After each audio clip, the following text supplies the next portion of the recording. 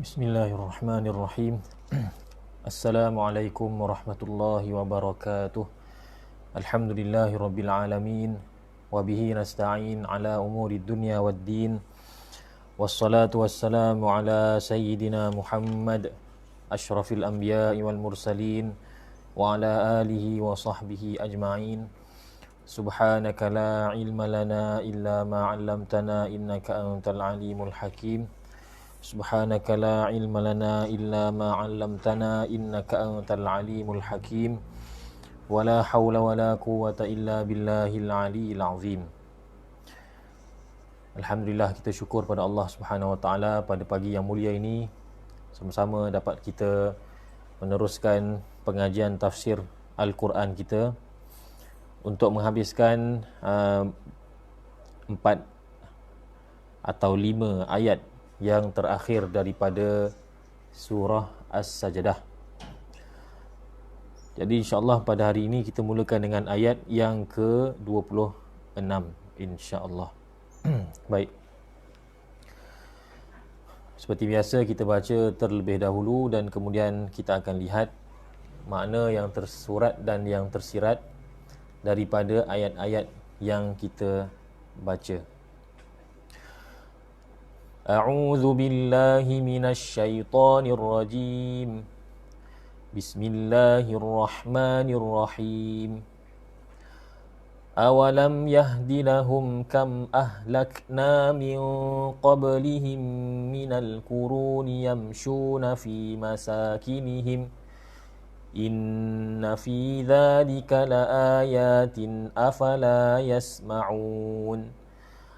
أَوَلَمْ يَرَوْا أَنَّا نَسُوقُ الْمَاءَ إِلَى الْأَرْضِ الْجُرُزِ فَنُخْرِجُ بِهِ زَرْعًا تَأْكُلُ مِنْهُ أَنْعَامُهُمْ وَأَنْفُسُهُمْ أَفَلَا يُبْصِرُونَ وَيَقُولُونَ مَتَى هَذَا الْفَتْحُ إِنْ كُنْتُمْ صَادِقِينَ قُلْ يَوْمَ الْفَتْحِ لَا يَنْفَعُ الَّذِينَ كَفَرُوا إِيمَانُهُمْ وَلَا هُمْ يُنْظَرُونَ فَأَعْرِضْ عَنْهُمْ وَانْتَظِرْ إِنَّهُمْ مُنْتَظِرُونَ.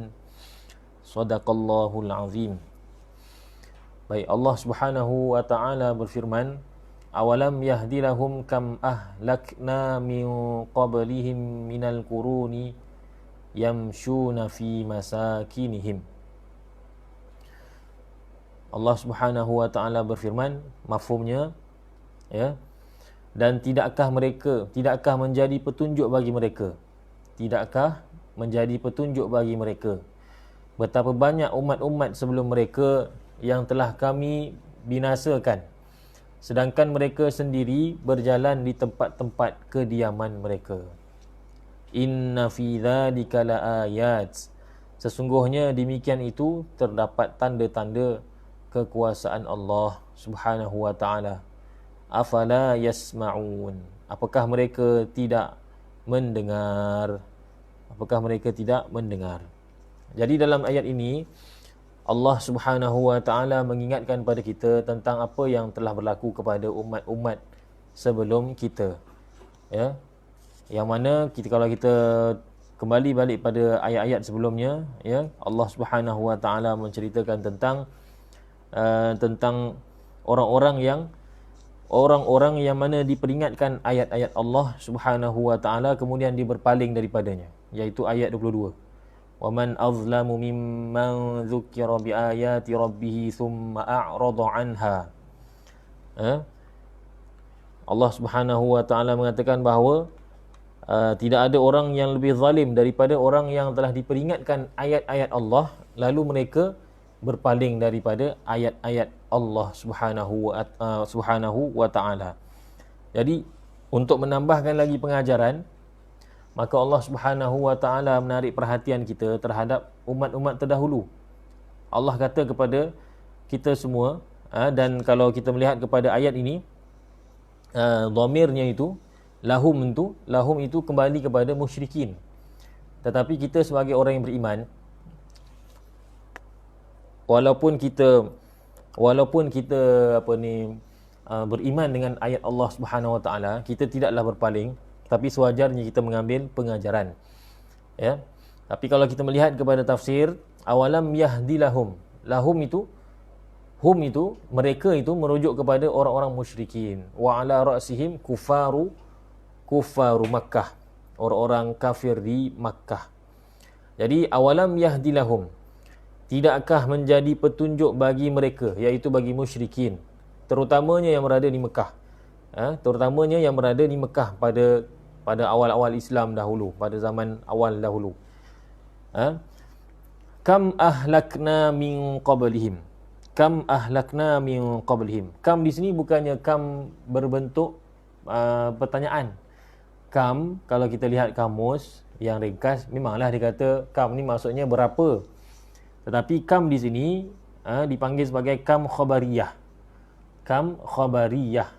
Dia ada khabariyah dengan insya'iyah. Insya'iyah tu salah satunya ialah istifham, pertanyaan. Tapi ini ialah kam khabariyah. Dia tak perlu kepada jawapan. Jadi kam di sini ulama mengatakan bahawa maksudnya ialah kathir. Awalam yahdilahum kathirun. Kathiru man ahlakna, ataupun kathiru ma ahlakna. Betapa banyaknya orang-orang yang kami telah binasakan sebelum daripada mereka. Dan tadi kam itu kita dah terangkan. Satu lagi yang menunjukkan pertanyaan yang menggunakan adawatul istifham ialah hamzah pada awal ayat. Awalam. Itu adakah tidak menjadi petunjuk bagi mereka. Begitu.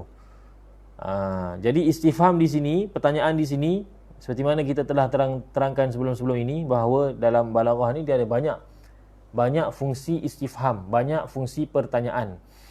Dalam ayat ini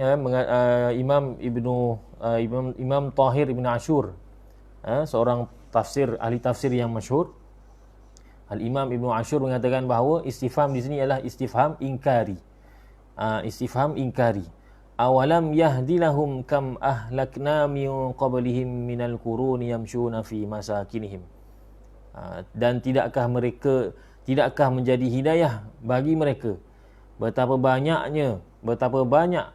umat-umat sebelum mereka yang telah kami binasakan.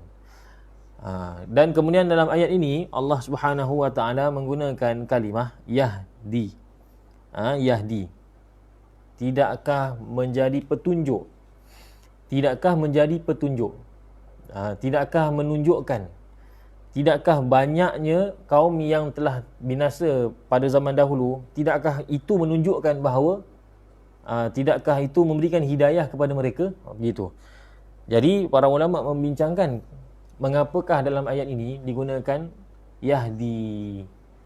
Sedangkan ada je perkataan lain, kalimah lain yang juga merujuk kepada maksud menunjukkan. Contohnya yushiru.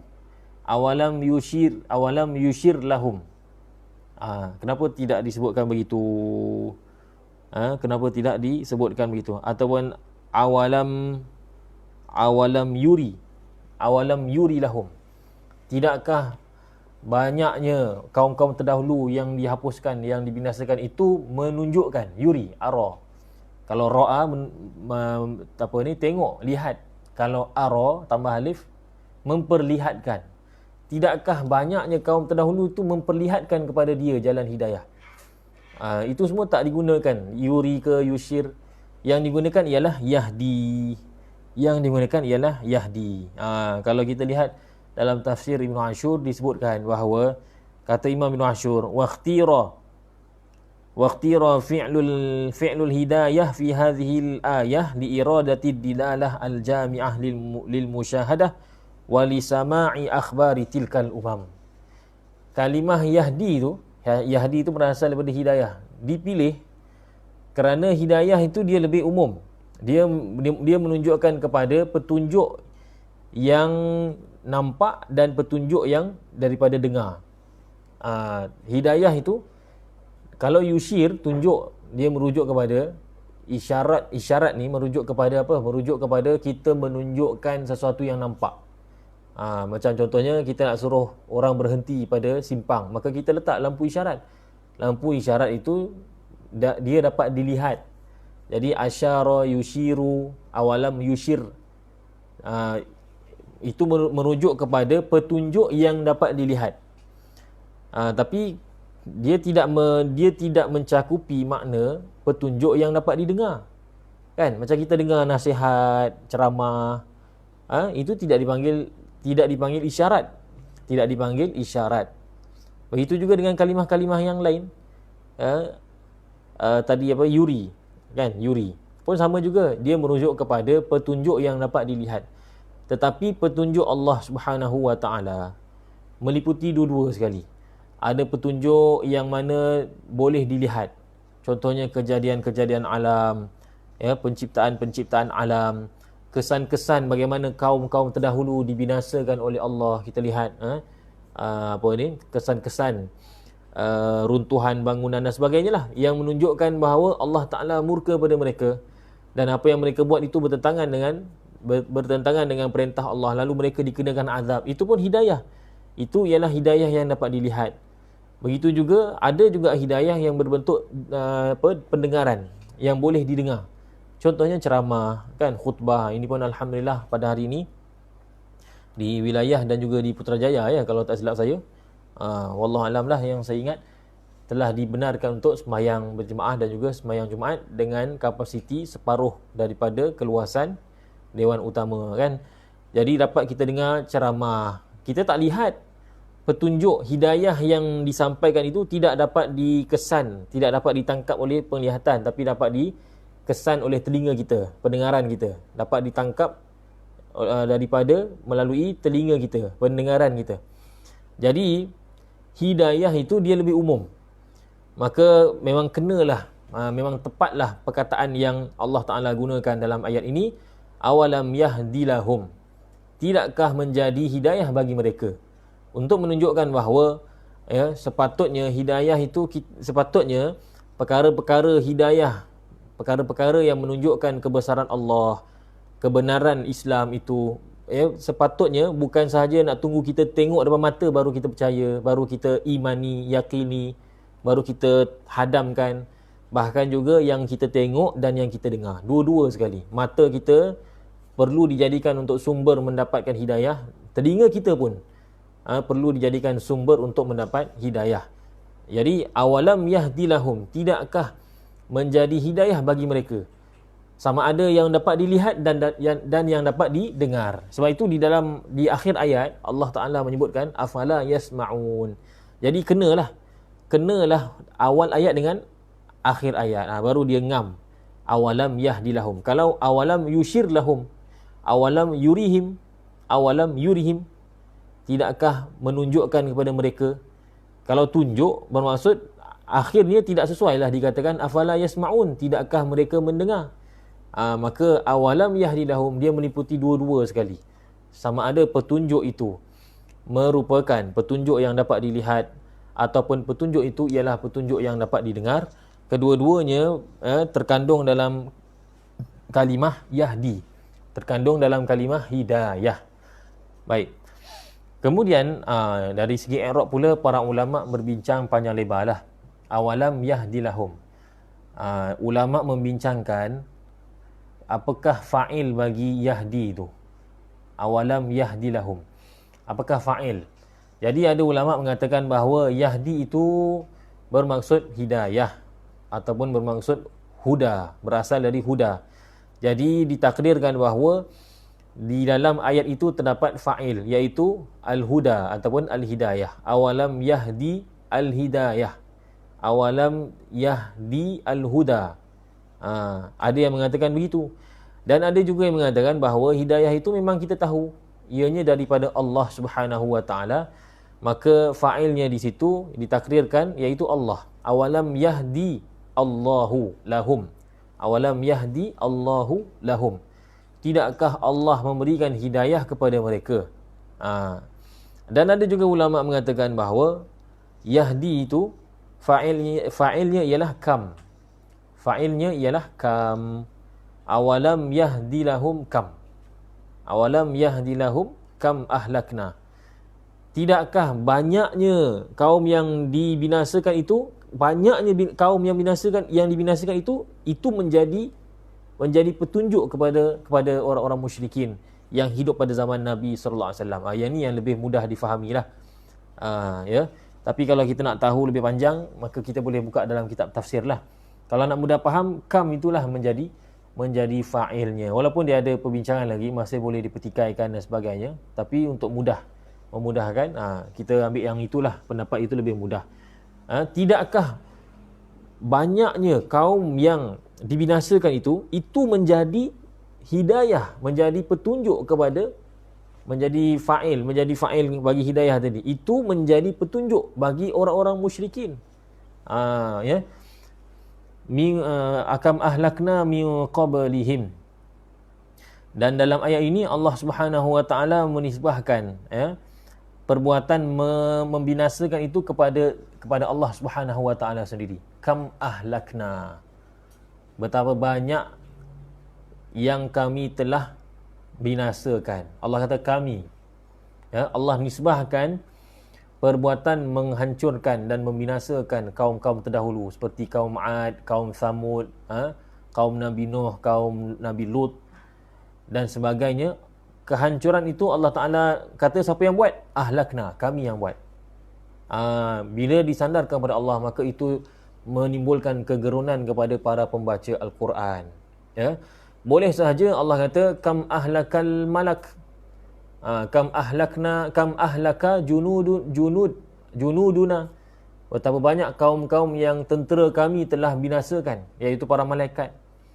Kan? Allah Ta'ala boleh sahaja menisbahkan perbuatan membinasakan kaum-kaum terdahulu itu pada malaikat. Tetapi ini kurang menimbulkan kegerunan. Kurang menimbulkan kegerunan dalam hati orang yang membaca. Tapi bila Allah kata kam ahlakna, betapa banyak kami, Allah kata kami, ni aku sendiri yang binasakan. Maka orang kata, oh, bila orang baca dia faham macam tu, maka dia kata, oh, ini memang kalau Allah sendiri yang mengatakan Allah yang menghancurkan, yang membinasakan, maka bukan, benda tak boleh buat main-main, kan? Benda tak boleh buat main-main. Baik. Kemudian min qablihim, daripada sebelum mereka. Maksudnya ialah umat-umat sebelum musyrikin Mekah. Apa dia? Banyak dah. Iaitu kaum Ad, kaum Samud, kaum Nabi Nuh, kaum Lut, dan semua kaum itu semuanya mereka telah menerima kehancuran sejak di dunia lagi. Belum lagi di akhirat, di dunia lagi mereka telah dihancurkan. Kaum Samud, contohnya, kaum Samud, Allah Subhanahu wa taala hantar siapa? Iaitu Nabi Saleh. Nabi Saleh. Mereka ni mempunyai kehebatan. Mereka boleh menarah, boleh melubang-lubangkan bukit bukau Gunung Ganang. Di dalam bukit bukau Gunung Ganang itu mereka buat bangunan-bangunan yang cantik, tempat-tempat tinggal yang cantik, kan? Jadi zaman dahulu mana tak ada orang yang ada kepakaran begitu. Tidak ada teknologi yang boleh buat bangunan, boleh buat pasaraya, boleh buat bilik-bilik, tempat-tempat berehat di dalam gunung. Kalau sekarang ni tak heranlah, boleh je, banyak alat. Tapi zaman dahulu macam mana? Tak boleh. Jadi mereka berbangga, bangga dengan keduniaan yang ada pada mereka, material yang ada pada mereka, dan mereka melupakan Allah Subhanahu wa taala. Bila diseru oleh Nabi Saleh alaihissalam, mereka ingkar. Maka akhirnya Allah Subhanahu wa taala telah binasakan mereka dengan satu jeritan malaikat. Malaikat itu diperintahkan untuk jerit sekuat-kuatnya. Maka dengan jeritan tersebut binasalah mereka, mati semuanya, hanya dengan jeritan. Ini Allah nak ajar kepada mereka. Kamu rasa kamu hebat, kamu kuat, badan kamu gagah, perkasa, kamu boleh menarah bukit, kamu boleh melubang-lubangkan bukit Gunung Ganang. Aku hantar suara malaikat saja, gelombang suara. Dengan gelombang tersebut mati semuanya. Allahu Akbar. Begitu juga dengan kaum Ad. Kaum Ad. Kalau kaum Samud ni di mana? Kaum Samud ini tempatnya di, kalau sekarang ni namanya Madain Saleh. di Madain Saleh. Kira-kira 356 km dari Al-Madinatul Munawwarah. Kalau perjalanan lebih kurang 3 jam 50 minit. 4 jam lah kira-kira. 4 jam perjalanan. Kaum Ad. Siapa Nabi yang diutuskan? Iaitu Nabi Hud alaihissalam. Di mana tempat mereka? Tempat mereka ialah di Ahqaf. Ataupun kalau nak mudahnya, tempat mereka ialah di Hadramaut. Di Hadramaut. Orang yang belajar di Hadramaut mereka tahulah. Jadi di sana pun ada makam Nabi Hud alaihissalam. Nabi Hud alaihissalam telah dihantar oleh Allah untuk berdakwah kepada kaum Ad. Ad ni pun sama juga, berbangga dengan kehebatan mereka. Kan? Alam tara kaifa fa'ala rabbuka bi'ad. Tidakkah kamu melihat bagaimanakah Tuhan kamu melakukan terhadap orang-orang Ad, kaum Ad, Irama Dhatil Imad, yang tinggal di kota Iram. Iram tu nama tempat dia, Irama Dhatil Imad. Dhatil Imad, kota Iram yang memiliki imad, iaitu tiang-tiang yang tinggi. Zaman dahulu tidak ada tamadun ataupun teknologi yang boleh buat bangunan macam tu dengan tiang yang tinggi-tinggi. Dia akan jatuh, dia akan musnah. Zaman dulu mana ada konkrit, tak ada piling apa semua. Jadi bila kaum Ad ni mereka dapat buat begitu, kira hebatlah, kira masyhur lah mereka. Mereka ni jadi mewah lah.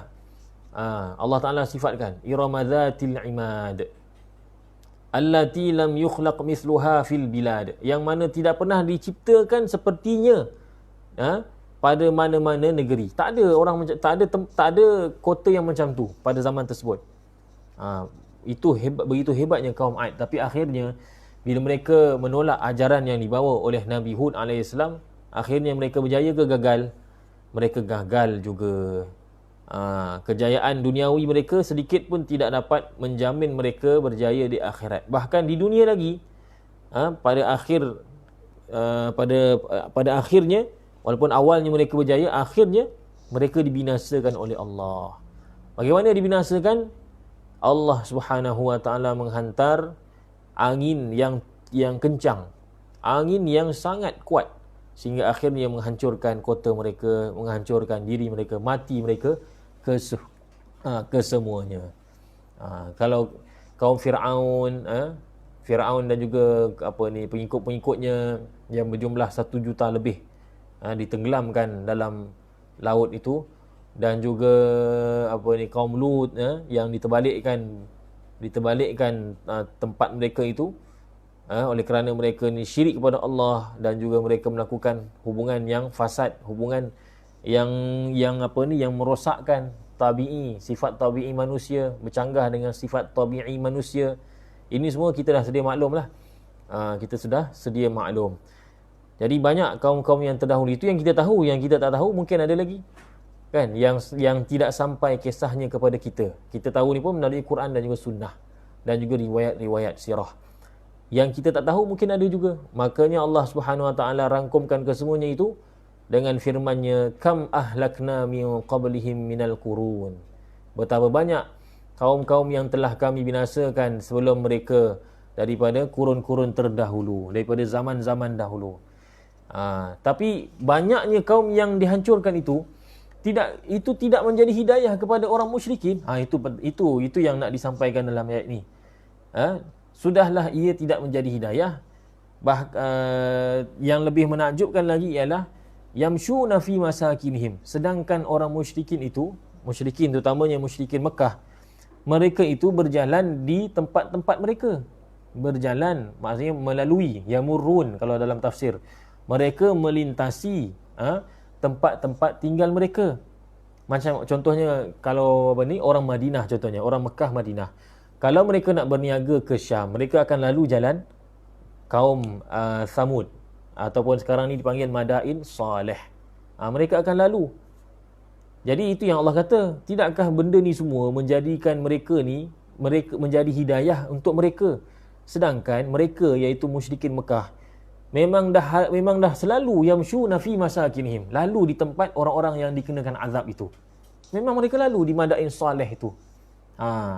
Inna fi dzalika laayatin afala yasma'un. Sesungguhnya dalam perkara itu terdapat tanda-tanda kekuasaan Allah, apakah mereka tidak mendengar? Ya.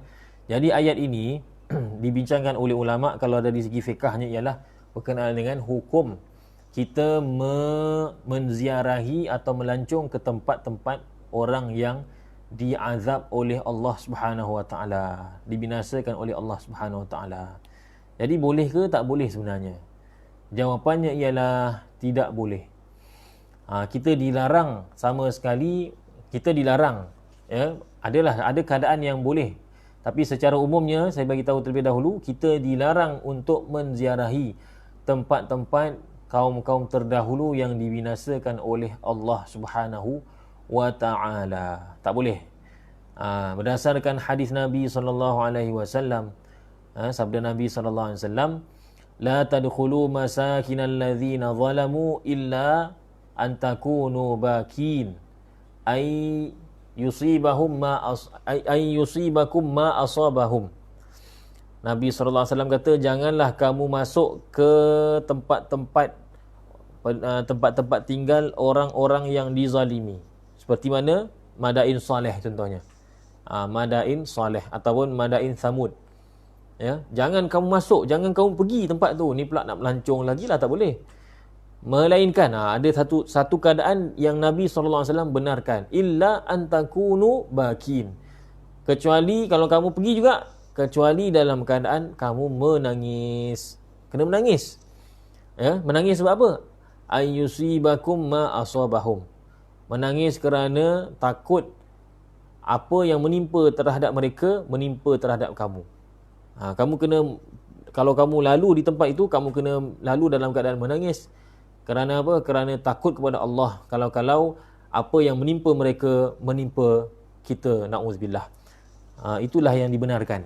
Jadi larangan pada awal ayat tadi apa? La tadkhulu masakinal ladzina zalamu. Itu memang larangan yang memang jelas menunjukkan perkara tersebut tidak boleh. Cuma ulama ni lah membincangkanlah, adakah larangan tersebut menunjukkan haram ataupun makruh. Jumhur ulama mengatakan bahawa larangan itu menunjukkan haram. Maka haramlah kita masuk ke tempat-tempat tersebut. Haram hukum dia. Sebahagian ulama mengatakan makruh. Yang boleh apa dia? Yang boleh ialah sekiranya kita pergi ke sana dalam keadaan mengambil iktibar. Kalau menangis lagi baguslah, dia bertepatan dengan hadis. Ya? Kita pergi ke sana untuk mengambil iktibar, bukannya untuk berseronok-seronok, bersukaria, tangkap gambar, senyum lebar, bukan. Itu bukan tu. Itu memang jelas bercanggah dengan hadis Nabi SAW. Dan kita kena ingat bahawa dalam hadis itu disebutkan ayyusibakum ma asabahum. Khawatir menimpa kepada kamu apa yang menimpa kepada mereka.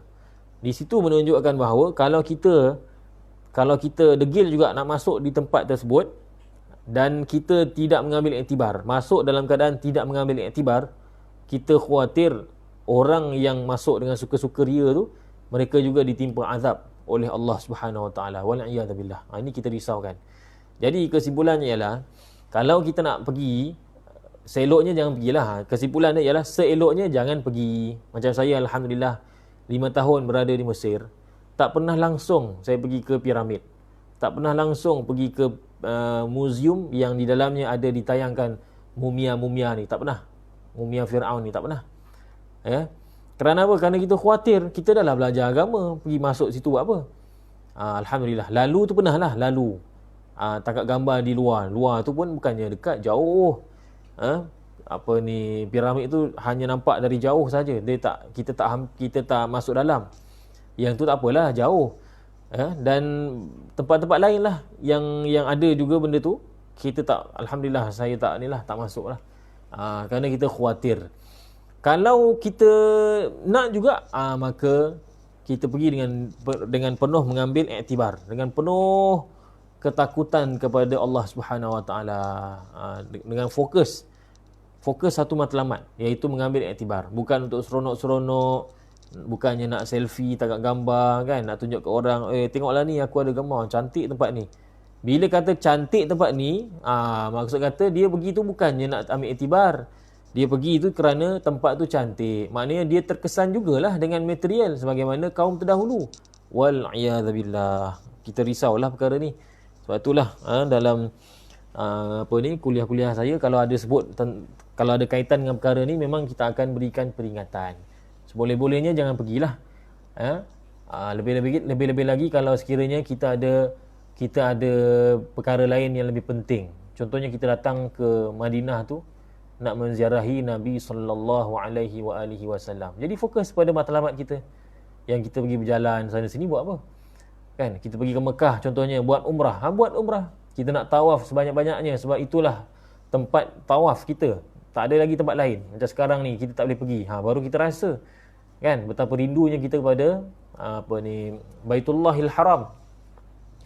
Jadi kalau kita pergi ada matlamat, pastikan matlamat itu dicapai terlebih dahulu. Jangan jadikan ziarah tempat-tempat orang yang dizalimi itu sebagai matlamat utama. Itu kalau dah termasuk dalam package kan, ataupun kita ada duit lebih sikit ke, tak mengganggu perbelanjaan kita untuk matlamat utama kita, untuk haji, umrah kita, iktikaf, tawaf dan sebagainya. Kalau tak mengganggu maka kita bolehlah kita pergi. Itu pun pergi dengan keadaan yang diperintahkan oleh Nabi SAW, iaitu pergi dalam keadaan menangis. Pergi dalam keadaan mengambil iktibar, mengambil pengajaran dan penuh takut kepada Allah Ta'ala. Nabi SAW dan para sahabat pernah melalui tempat ini, Madain Saleh ni kalau tak silap, atau tempat lain, tapi saya ingat saya Madain Saleh lah, ketika dalam satu peperangan, dalam satu perjalanan jihad. Ketika lalu di perkampungan tersebut, Nabi SAW buat apa? Nabi SAW pertamanya, Nabi SAW memerintahkan para sahabat semuanya berjalan laju. Berjalan laju. Maksudnya apa? Maksudnya tak nak lama-lama di sana. Ini Masya Allah kadang-kadang sampai tinggal di hotel. Di Madain Saleh tu dia ada hotel mahal. Kalau sepanjang masa dia berada dalam hotel tu, dia dalam keadaan iktibar, mengambil pengajaran, okeylah, tak apalah. Tetapi siapa yang mampu berterusan dalam keadaan mengambil iktibar, bersedih, kan? Jadi sebaik-baiknya kita berada di sana dalam masa yang singkat. Kalau kita nak bermalam pun bermalam di luar, di tempat lain. Jadi Nabi SAW perintahkan para sahabat supaya cepatkan perjalanan, lajukan langkah, melangkah dengan laju, jalan cepat, supaya dapat melintasi tempat tersebut dengan segera, kerana khawatir terkena azab, terkena musibah sebagaimana yang ditimpa kepada kaum terdahulu. Dan yang kedua, Nabi SAW telah menangis, kerana yang tadilah macam hadis tadi.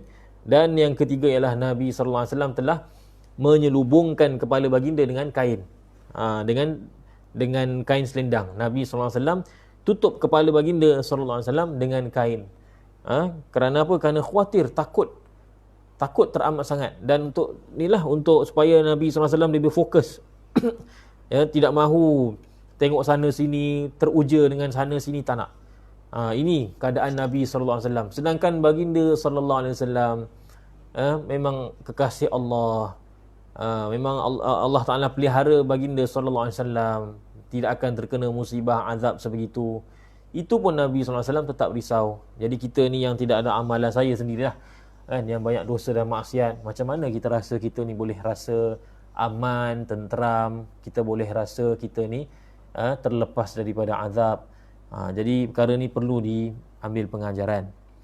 Baik, kemudian Allah Subhanahu Wa Taala berfirman, awalam yarau anna nasuqul ma'a ilal ardil juruzi fanukhriju bihi zar'an ta'kulu minhu an'amuhum wa anfusuhum afala yubsirun. Ayat yang ke-27. Dan tidakkah mereka memperhatikan, awalam yarau, lihat. Yang ayat 26 tadi awalam yahdi, tapi ayat 27 awalam yarau. Tidakkah mereka melihat bahawa kami yang mengarahkan awan, kami yang awalam yarau anna nasuqul ma', yalah, kami mengarahkan air. Air di sini maksudnya ialah air yang dikandungi oleh awan. Awan tu kan dia bawa air kan. Awalam yarau anna nasuqul ma'. Tidakkah mereka melihat kami mendorongkan, maksudnya mengarahkan, menghalakan menghalakan, menggerakkan air. Menggerakkan air. Air yang dimaksudkan di sini ialah awan yang berisi air. Ilal ardi. Awan tadi diarahkan pergi ke bumi. Maksudnya turun air hujan itu ke bumi. Ke bumi yang mana? Ilal ardil juruz. Bumi yang tandus. Bumi yang tandus. Fanukhriju bihi zar'a. Lalu dengan asbab air tersebut kami mengeluarkan zar'a. Kami mengeluarkan tumbuh-tumbuhan. Lihat bagaimana Allah Ta'ala menisbahkan, menisbahkan perbuatan mengeluarkan tanaman itu kepada Allah Subhanahu Wa Ta'ala. Fanukhriju bihi zar'a. Jadi yang menumbuhkan tumbuhan ialah Allah. Kita yang bercucuk tanam kan, kita yang tanam pokok dan sebagainya, kita ni hanya buat saja. Kita bukannya, hakikatnya bukan kita yang tanam. Yang sebenar-benarnya yang mengeluarkan tanaman daripada bumi ialah Allah. Kan? Allah Subhanahu Wa Ta'ala sebenarnya yang mengeluarkan tanaman. Fanukhriju bihi zar'a ta'kulu minhu an'amuhum wa anfusuhum.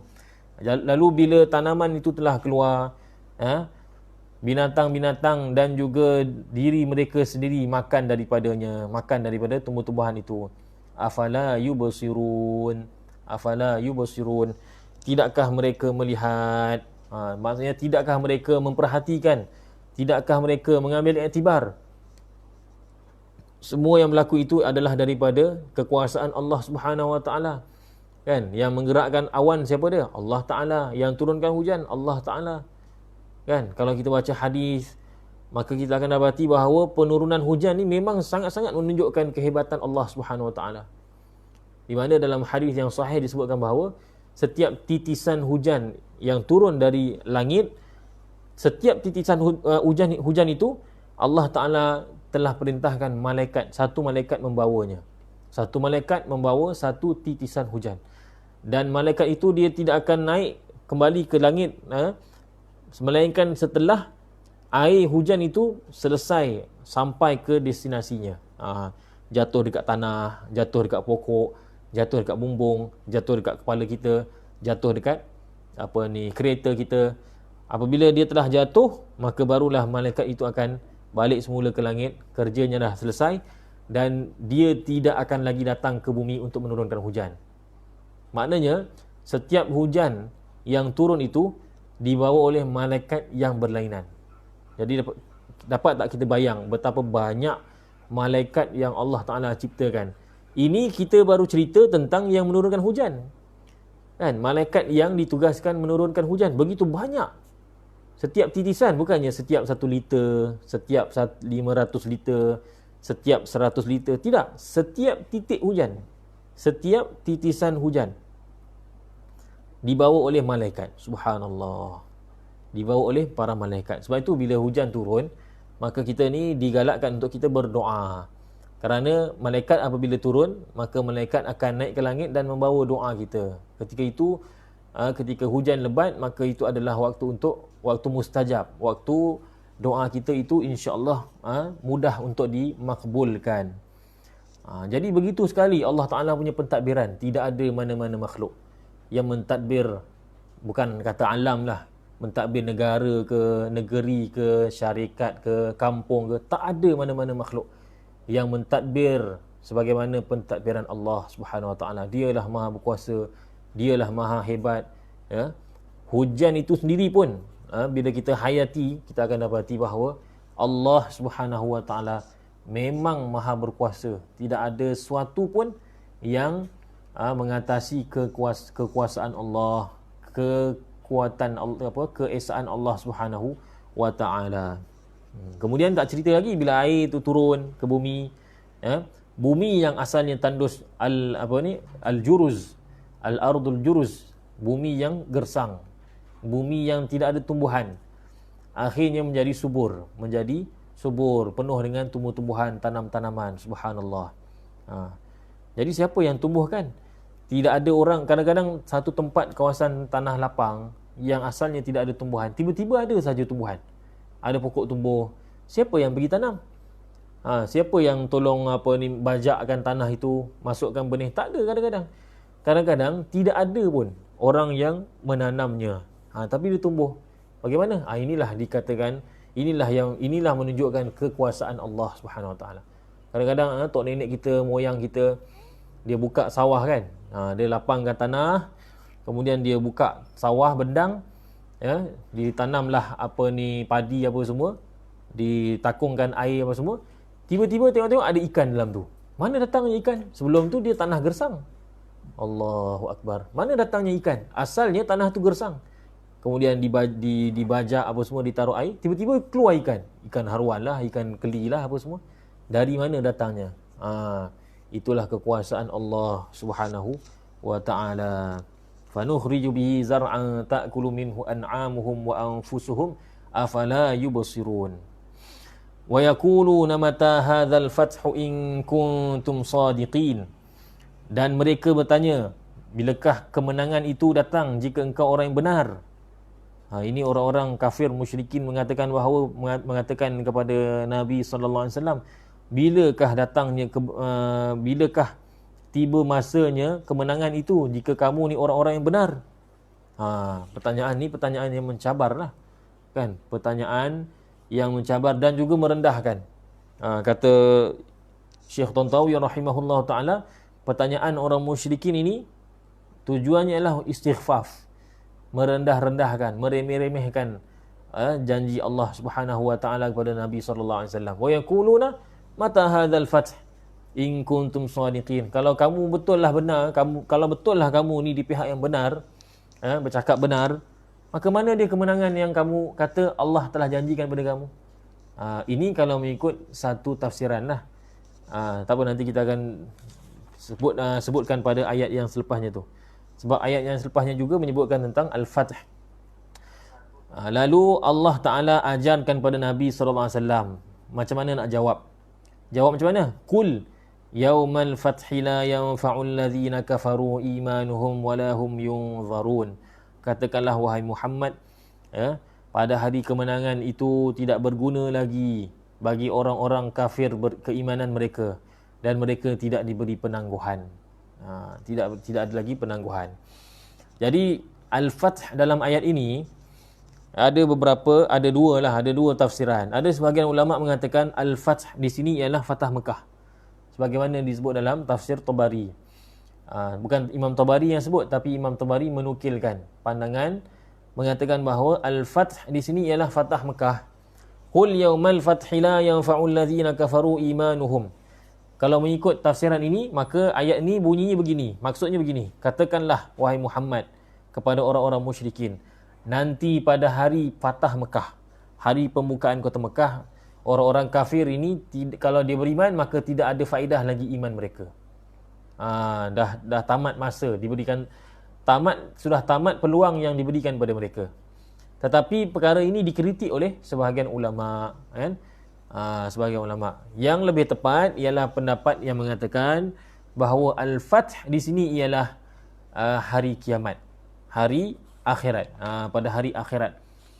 Ya, sebab itu Syekh Tantawi rahimahullah taala mengatakan Al-Fath di sini maksudnya ialah al-hukm wal qada'i, al-hukm wal qada'u wal fasl. Al-Fath di sini ialah hari keputusan. Hari diputuskan siapakah yang benar dan siapakah yang salah. Itulah dia hari akhirat, hari akhirat. Kan, hari akhirat. Jadi Al-Fath di sini kalau mengikut tafsiran yang lebih tepat, maksudnya ialah hari akhirat. Hari kemenangan. Sebab apa hari kemenangan? Hari kemenangan yang dimaksudkan di sini, akhirat itu dinamakan hari kemenangan kerana pada hari tersebut maka Allah akan membuat keputusan. Allah akan mengadili antara orang Islam dan juga orang bukan Islam. Maka ketika itu orang Islam mendapat kemenangan apabila Allah Subhanahu wa taala telah menzahirkan bahawa yang benar ialah jalan orang-orang Islam, bukannya jalan yang menyalahi Islam. Jadi pada hari akhirat tersebut, la yanfa'ul ladzina kafaru imanuhum wala hum yunzarun. Tidak ada manfaat lagi iman orang-orang kafir.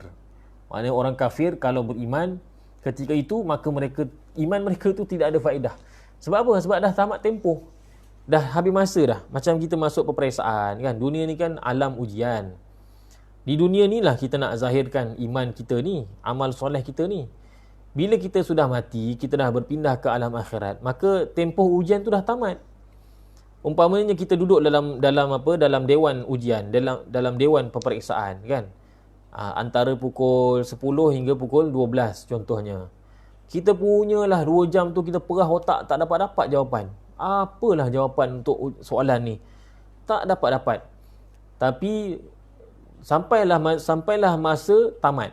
Jadi pengawal ataupun pengawas peperiksaan mengatakan masa sudah tamat. Para pelajar semua diminta untuk meletakkan pen masing-masing dan menghantar kertas ujian. Kan, dah tak boleh lagi menjawab, tak boleh lagi menulis. Maka ketika itu kalau tiba-tibalah terlintas dalam fikiran kita jawapan yang tepat bagi soalan yang sedang kita tengok ni, kita baca depan mata kita ni, waktu tu datanglah 1001 jawapan, 1001 poin sekalipun, ketika itu tidak dikira. Sebab apa? Sebab dah tamat tempoh. Kan? Dah tamat tempoh. Itu pun di dunia ni pun masih lagi ada penangguhan. Kan? Masih ada lagi penangguhan. Mungkin dia bagi 5 minit. Kan? Macam assignment lah, tak siap assignment. Lalu diberikan tempoh penangguhan seminggu. Kalau lewat 2 minggu dipotong contohnya 10 markah. 3 minggu dipotong 15 markah. Masih ada lagi penangguhan. Tapi pada hari akhirat Allah kata tidak ada lagi penangguhan. Walahum yunzarun. Mereka tidak diberikan penangguhan. Mereka tidak diberikan penangguhan. Fa'arid anhum wantazir innahum muntazirun. Maka berpalinglah daripada mereka wahai Muhammad sallallahu alaihi wasallam. Berpalinglah daripada mereka. Maknanya jangan kamu terkesanlah dengan provokasi orang-orang kafir ni wahai Muhammad. Jangan kamu terkesan. Teruskan kerja kamu. Teruskan kerja dakwah kamu. Jangan kamu terkesan, terpengaruh dengan provokasi orang-orang musyrikin Mekah ini. Fa'arid anhum wantazir innahum muntazirun. Dan tunggulah sahaja. Tunggu saja wahai Muhammad. Tunggu saja. Tunggulah masanya. Sesungguhnya mereka juga menunggu. Allahu Akbar. Ya, sesungguhnya mereka juga menunggu. Tunggu ni apa dia? Maksudnya ialah tunggulah saat ketika mana kehancuran orang-orang musyrikin itu. Jadi ayat ini memberikan ketenangan kepada Nabi sallallahu alaihi wasallam agar Nabi sallallahu alaihi wasallam janganlah bersedih, janganlah putus asa, jangan lemah, jangan terpengaruh dengan provokasi orang-orang musyrikin Mekah. Kerana apa? Kerana pada satu hari nanti pasti Allah Subhanahu wa taala akan memberikan balasan yang setimpal terhadap orang-orang musyrikin, orang-orang kafir di Mekah itu yang menolak ajaran Nabi sallallahu alaihi wasallam. Jadi sampai di sini pengajian tafsir kita menerusi surah As-Sajdah.